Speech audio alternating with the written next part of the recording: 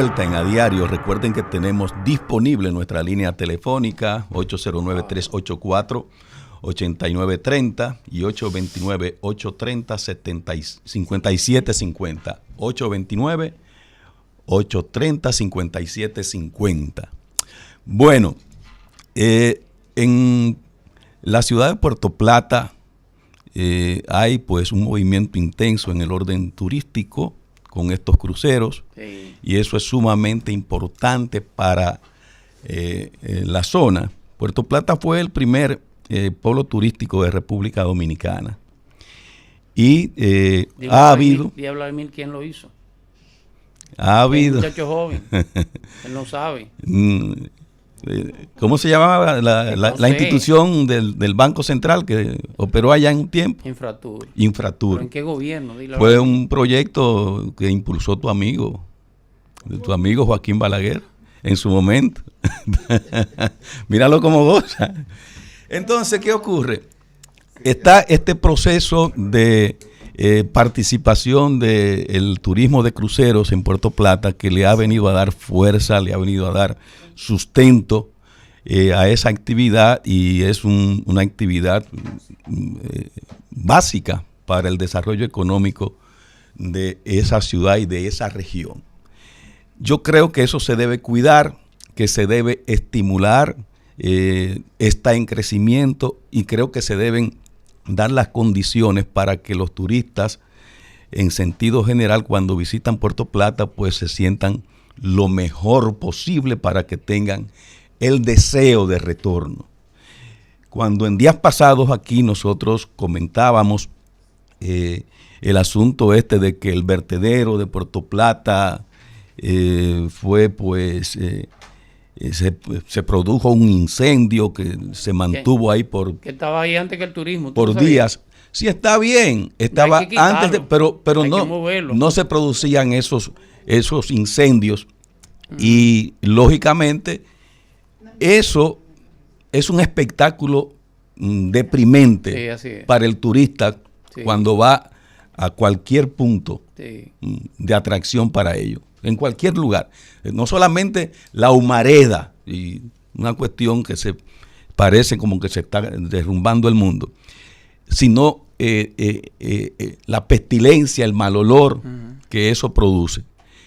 Y las autoridades están tratando de buscar otro espacio, pero no lo encuentran. No sé qué es lo que ocurre con eso.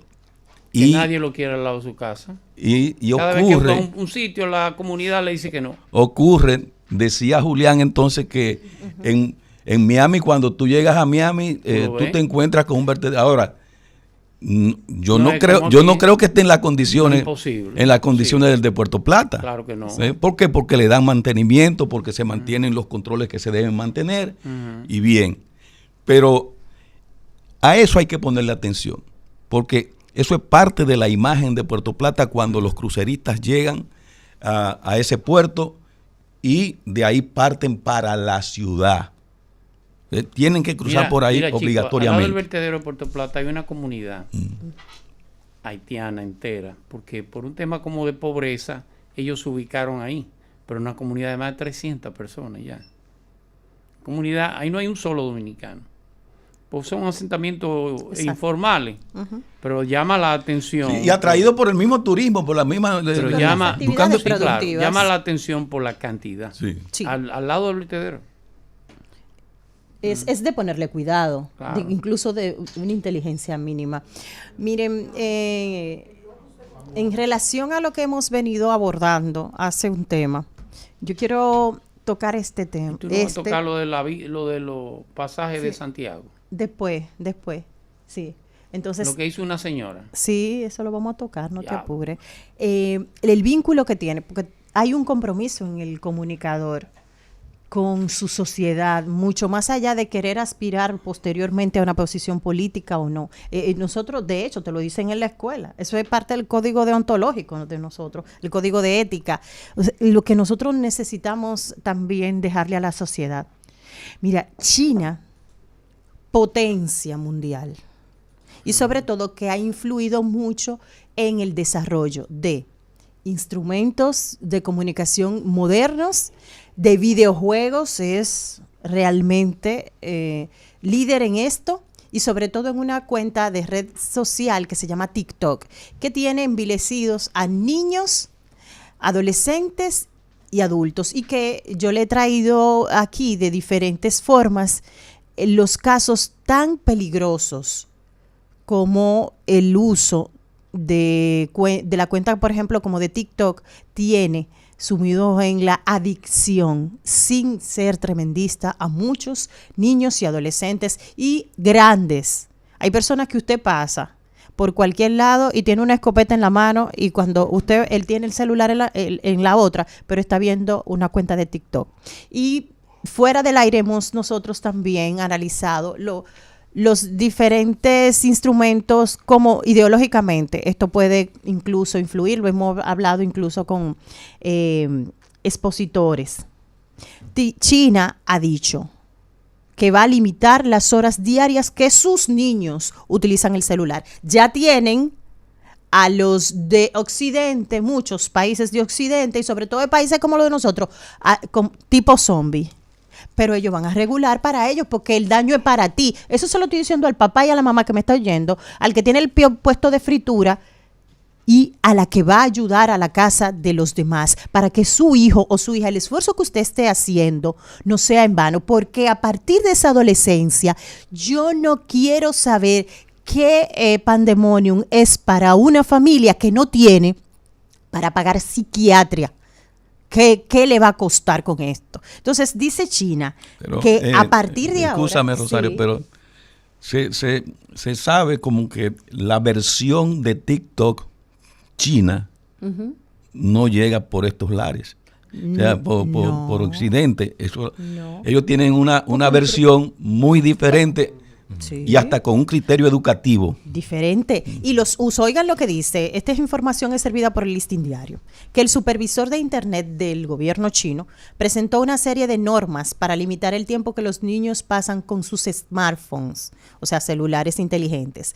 En el último revés, a empresas como Tencent, ByteDance, que es una empresa líder, dicen ellos que solo va a afectar, pero que se gestiona que tanto para las plataformas de redes sociales y los juegos online tenga una limitación.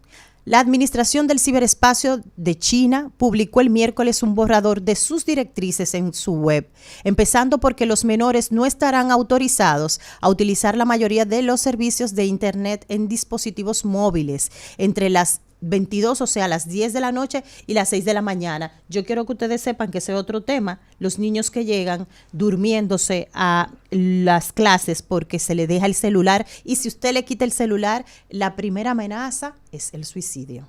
Seguimos. Entonces dice que entre los niños entre 8 y 15 años solo podrán hacerlo durante una hora diaria, mientras que los menores de 8 años tendrán 40 minutos. Las restricciones son el último esfuerzo de Beijing para tratar de limitar la adicción a Internet, un problema que considera muy extendido entre la juventud. Y yo los remito a ustedes a que hagan una encuesta cercana entre familiares para que vean la problemática de países como República Dominicana, que ni siquiera en su sistema de seguridad social tiene a la salud mental como prioridad. ¿Tú te deprimías, Pablo, cuando estaba muchacho? Peleaba. Aburrido. Aburrido era la palabra. Sí, porque hay muchachos que no nos gusta perder. Ya. Entonces uno tenía, pero sencillamente, tú no tenías un coco en la escuela. Claro. ¿Tú sabes lo que era el coco a los jóvenes? Bueno, había uno con el que tú peleabas y siempre perdías. Sí. Que ese era el que tú le decías cuando te invitaba a pelear, si no, te voy a salvar porque yo no traje el uniforme de peleador. Y tú te ibas por la izquierda. Sí. Porque tú sabías que te ibas. Porque el problema es que ahora los psicólogos, que me perdonen, se han inventado esto del bullying. Que siempre ha existido. Entonces hay un bullying real, cierto, como existe el maltrato de padres a hijos.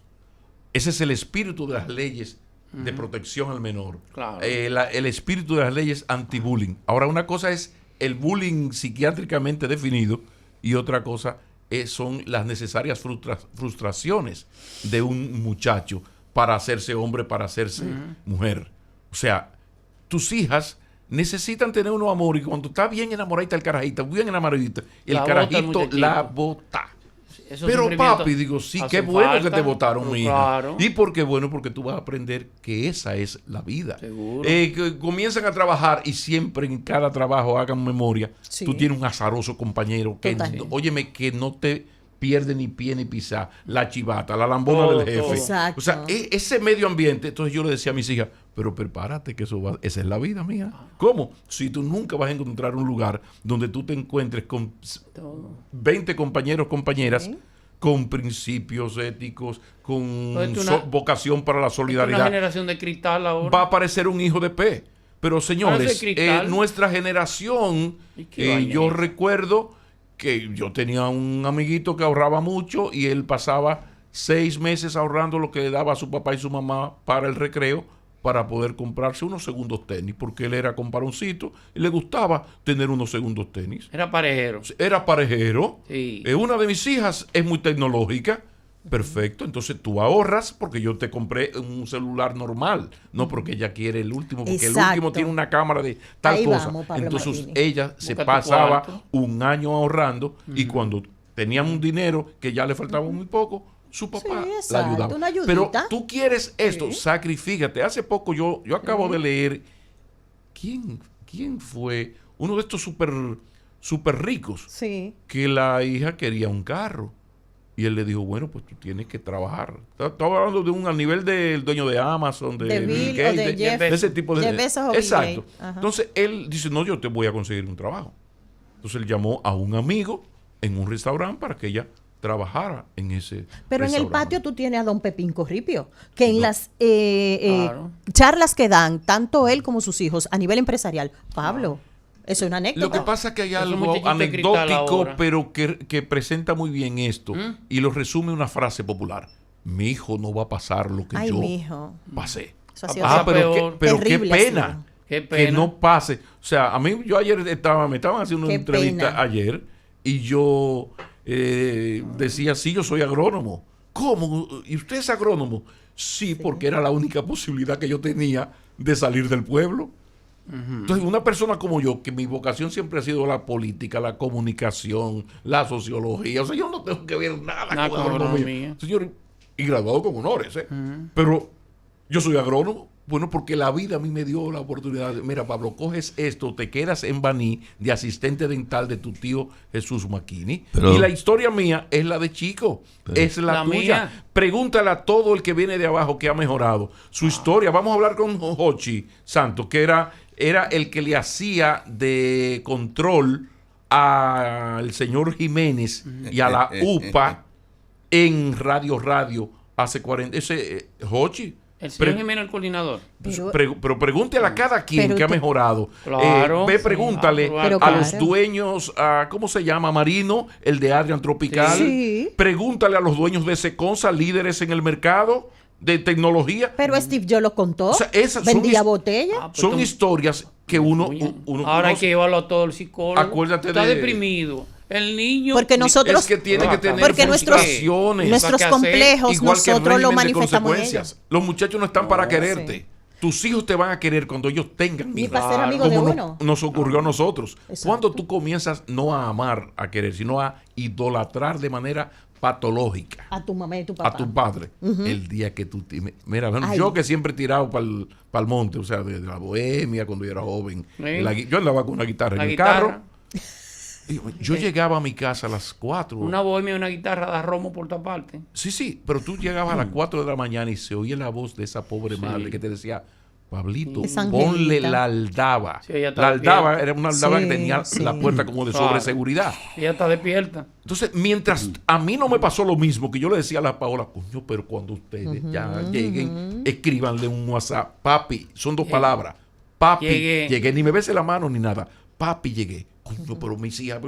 O sea, tú, cuando a ti te ocurre eso, tú entiendes a los padres. Por consiguiente, ese chantaje, yo no te quiero, sino porque tú no tienes que quererme. Claro, esto es mucho más profundo. Sí. Esto da para un tema muy largo, porque eso tiene tiene que ver con la nueva sociedad. Claro. El sentido de lo comunitario, el sentido de la soledad. esa madre que es solo trabajar, llegar a un hogar sin un compañero, entra en una sustitución y convierte a su hijo o su hija en su mejor amigo. Usted no está para ser amigo de sus hijos, sino para formarlos. Pero hay también, es muy fácil decir esto, pero también hay realidades. Sí. Que es, ahí caigo con tu tema, Rosario, la situación de, el iPad no es bueno tenerlo el celular siempre, ¿verdad? Ahora, la señora que trabaja en el banco entra a las 7:30, 8, no llega a su casa antes de las 7:30, 8, a veces a las 9, porque está haciendo un curso. Sí. Que uno llega a explotar a su casa. Óyeme, esa no es doña Yolanda. Esa señora que lo que quiere es descansar un poco. Y la única manera de que ese muchacho, Vladimir, manera de que ese muchacho... Pablo, ¿qué pasa? Sí, de que ese muchacho haga las cosas, se tranquilice, es entregándole un iPad. Entonces ella sabe que lo del iPad no es bueno, que lo ideal es usted llegar a hablar con sus hijos. Y la presión social que tienen los niños. Sí, pero y esa madre sola, que llegó a las 9. Entonces hay realidades. Sí. Porque el problema está en que nosotros tenemos el modelo de los países desarrollados sin la estructura de solidaridad social y sin el estado del bienestar que existe, por ejemplo, en países como Noruega, Dinamarca. Ahora, ahí tú pagas entre el 50 y el 55% de tus impuestos. Pero es otro mundo. Claro. Es otro mundo. Así es. Nosotros con este tema que es importantísimo, nos vamos a despedir y decirle a la gente que mañana nos reencontramos en A Diario. Mañana nos reaguaitamos. Así mismo. Llegamos al final de esta jornada informativa.